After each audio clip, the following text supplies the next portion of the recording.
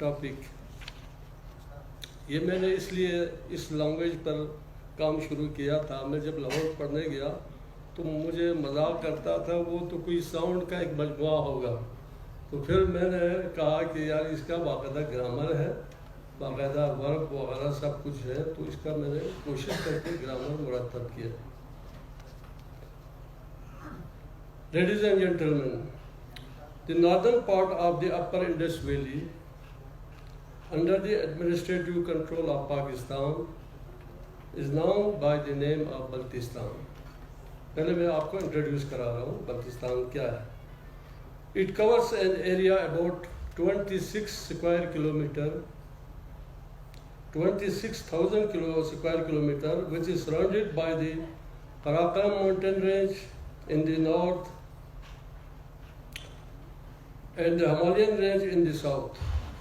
Its cultivated area hardly provides shelters to 400 villages scattered over the banks of the Shigar, Shio, Shingo, and the Senge Indus rivers. They were collectively known by the name of Balti Yul in the past, which indicated as the region of the Baltis. It is now called Baltistan in Persian style. It is the land of higher mountains and huge glaciers full of natural beauty. Internally, it is divided into 6 river valleys. Out of these, Ronyul, Sakardo, Kharman, and Shingo Shigar valleys, including the plateau of the Sai, fall in the Himalayan mountain range, whereas Shigar, Kapulo, and Shiok valleys are located in the Karakoram range.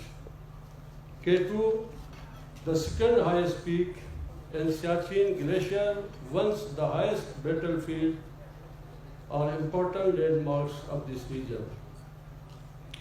According to a recent survey, its total population is consisting of more than 800,000 people. Out of those, 95% people speak the Balti language. In their early history, the Balti people descended from the heights of the Tibetan plateau by moving slowly through different routes. Some people entered through the upper Shiok Valley, and the majority of them came here through the upper Indus Valley. It was the main reason that the Balti language remained connected with the Tibetan language for centuries, even after their political separation. In view of the same background, modern researchers express their views that even today Balti dialect is considered the most archaic form as compared to other Tibetan dialects. It is still closely related to Ladakhi and Purki dialects, which are spoken in the region of Ladakh and Kargil under the control of India.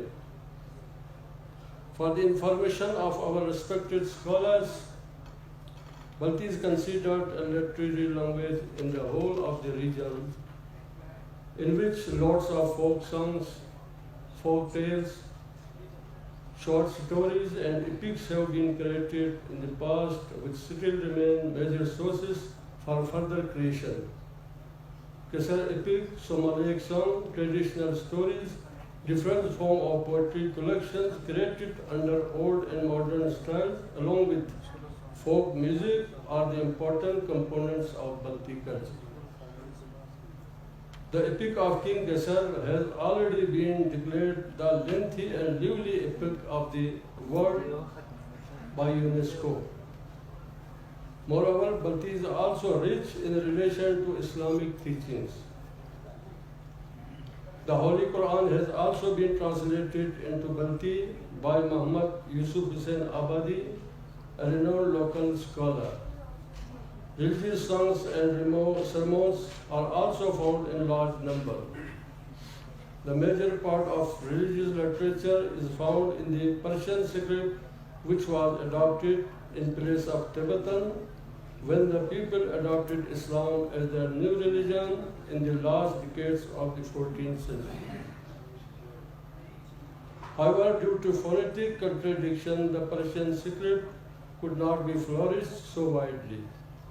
Therefore, the young generation now taking a keen interest in adopting the local Tibetan script called Ege, in addition to Persian and Roman script. Our respectable audience, I would now come to my actual topic, which is to provide some necessary information about the Balti language. It is interesting to mention here that as soon as I completed my deep study in English grammar in 1990, I devoted the whole arm of attention to categorizing Balti words. As such, having spent 2 years in research work, I succeeded in publishing a booklet on the concept of Balti language in Persian script under the title of Koskar. Meanwhile, in 1993, an Iranian professor, Dr. Hassan Behrouz, serving in Bonn University, visited here in connection with his research work on a historical paper called Shaharnama. Dr. Behrouz was kind enough when he introduced my work to Dr. Roland Bellmeyer, who was in charge of the linguistic department at Bonn University, Switzerland. Hence, with the support of the Swiss National Science Foundation, late Professor Dr. Roland Bellmeyer, who was also a renowned linguist, finally managed to publish my grammar book in 1995. During my research on Balti grammar, the most difficult task before me was to select suitable words for adopting the same as grammatical terms. After making careful observation and logical examination in each case, the following terms were adopted for showing different parts of speech.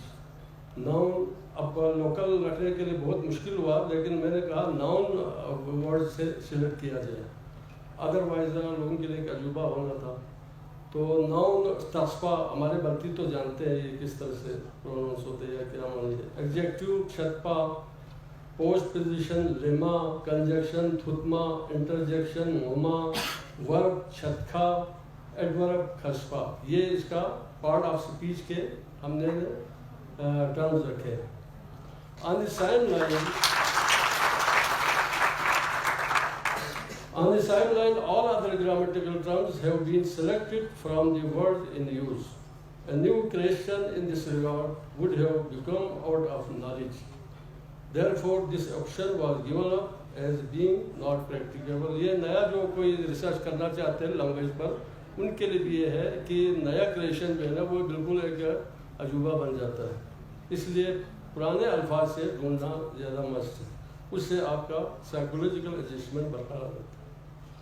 Keeping your timing factor in view, it is not possible here to discuss thoroughly on each topic. Of course, we may highlight some important characteristics of this unique Himalayan dialect in the following.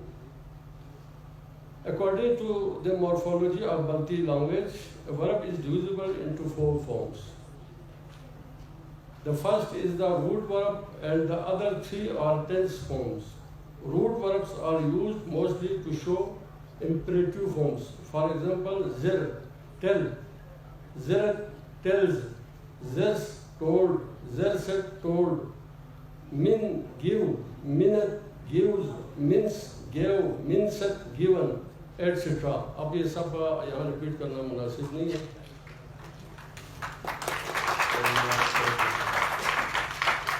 During my research work, I was confused when I found noun also divided into different forms, which are normally not seen in other languages.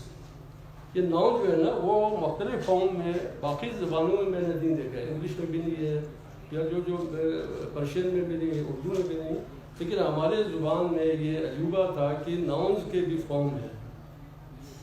मसलन सोमा, सोमे, सोमो, सोमी, लोमा, लोमे, लोमो, लोमी. For understanding this complication, I studied other. अब मुझे समझ में नहीं आ रहा था कि ये है क्या चीज़.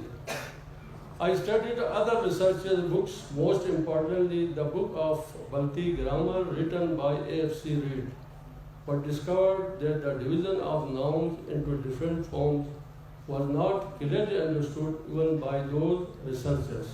उनको भी समझ में नहीं आया. After making 1 year's continuous consideration, पूरा साल मुझे लगा इस पर गौर फिक्र करने में ये है क्या चीज़. Finally, I came to know that a different form of nouns actually represented various forms of articles. For instance, the word loma in Balti means leaf. Accordingly, lome means some leaf. Lomo means the leaf. And lomi means of the leaf. Some more examples have been mentioned in the paper. Similarly, Balti words can be changed from their original form to article forms or from singular to plural forms under 2 different methods. The first method applies to nouns ending in vowels, and the second method is applicable to nouns ending in consonants. Such a formalic alteration has not been observed in other languages. It seems also a unique construction in Balti that every verb has a specific adverb, which is used as a prefix. It has no independent meaning, but adds in the meaning of a specific verb. For example, tar duk, sit down peacefully. Tiang ching, bite tightly. Tal ding, float plainly. Chap pok, ये कुछ अल्फाज इसी तरह के हैं. ये है क्या चीज़ है. These unique adverbs, ये adverb के तौर पर है. These unique adverbs highlight states of action as well as represent verbal imitation of different sounds which come to be heard when action or some incident are taken place. जब कोई वाक़या या कोई एक्शन लेता है ना, उसके कोई आवाज़ आती है, तो उस आवाज़ को इसमें फिल्माया गया है इन अल्फाज में. उसके नकल उतारा है, लेकिन वो अल्फाज की शक्ल में इस्तेमाल होते हैं. मानी उनका नहीं है जब तक उस वर्ब के साथ इस्तेमाल न हो. Now some light would be thrown on how a sentence is made in Balti. For understanding the same, we may quote a sentence in English, such as the boy went to Shigar. In this sentence, first comes the subject, then the verb, and lastly comes the object. Whereas the same would be expressed in Balti, Fu Shigar So. Fu Shigar So. In this construction, first comes the subject, then the object, and lastly comes the verb. English में verb पहले आता है, Balti में सबसे आखिर में आता है. तो likely to say Balti people understand the actions of other at later stages, क्योंकि उसका verb ही आखिर में आता है, ध्यान वो आखिर में समझ में आता है उनको. In this Tibetan dialect, there are 2 different modes of expression. ये बहुत यूनिक है इसमें, और बाकी में नहीं है. मैंने उस प्रोफेसर से भी डिस्कस किया था. उन्होंने कहा जी एक्का दुक्का वो दूर लातीनी अमेरिका के ज़ुबानों में पाया गया है, बाकी आम ज़ुबानों में नहीं है, एशियन में नहीं. In this Tibetan, there are 2 different modes of expression. The first mode is based on acts, and the second is based on facts. For example, Aslam yielding with, Aslam goes to his country. Aslam yielding way in, Aslam's go to his country is confirmed. इसका तर्जुमा ये बनता है.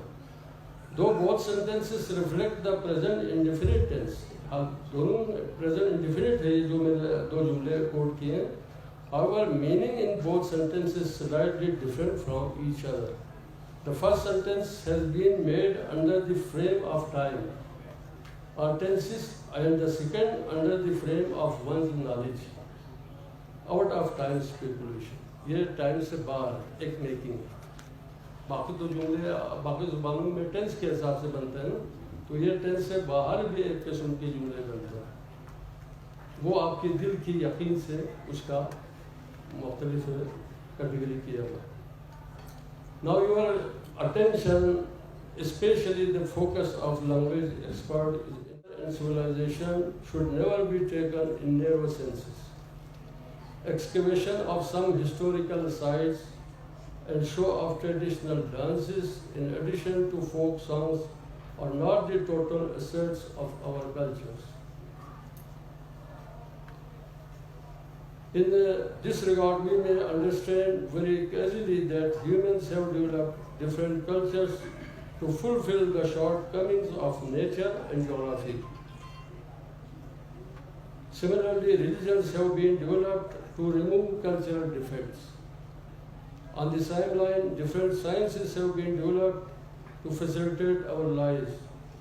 So, the range of civilization extends from geography to nature up to heavens on the one side, and from agriculture to culture up to religions on the other side. All these factors are indirectly linked with each other through human brains. Therefore, we should discover collective wisdom by excavating different human brain system. अब ये हर जुबान एक brain system है, आपको ये पता होना चाहिए. इसमें बहुत कदीम राज मौजूद है हर जुबान में, ये सिर्फ हमारी जुबान में नहीं, लेकिन उसको एक्सप्लोर करें तो बात है ना, उस पर तहकीक करें. तहकीक कोई भी नहीं करता है, तासुब से करता है, ये वो है, उसमें तनकीद का निशाना बनता है. तो human brain system for the promotion of human values. In this way a peaceful social environment will be developed by accepting each other, which will certainly lead us to global civilization in the future. In the end, we pay great tribute to our chief host, the University of Baltistan, which rightly deserve to receive congratulations from all of us for holding this splendid conference on local culture in collaboration with Englisher International.